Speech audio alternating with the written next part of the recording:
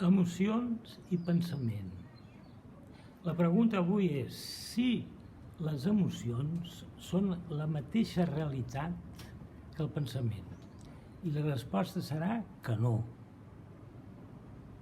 Fa dies aquí es va explicar que per transmetre el pensament, el nostre pensament, a una altra persona, s'ha d'utilitzar frases mentals que tinguin sentit, que siguin comprensibles per a l'altre.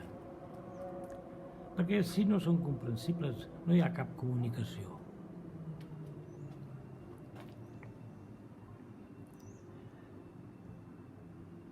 El pensament va sempre acompanyat d'altres realitats,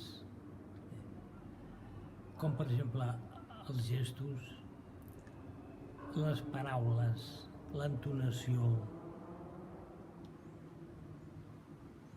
els prejudicis, les emocions, els sentiments, etc. Que són realitats diferents del pensament, però l'acompanyen.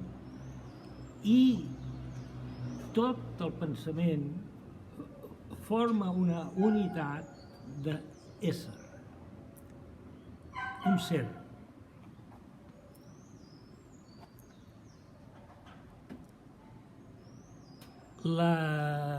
El pensament, esclar, és l'acte de pensar. Però no és només l'acte de pensar, el pensament, que és una unitat de ser. També totes les altres activitats, els actes de les altres activitats, formen un acte complet de ser. Per exemple, menjar, córrer, caminar, explicar, estimar. Cada acte d'aquests és perfecte i complet en la seva especificitat, la seva espècie d'activitat. Ningú pensaria, per exemple, si jo dic la meva sogra es va morir ahir, o si dic la meva sogra es va morir ahir,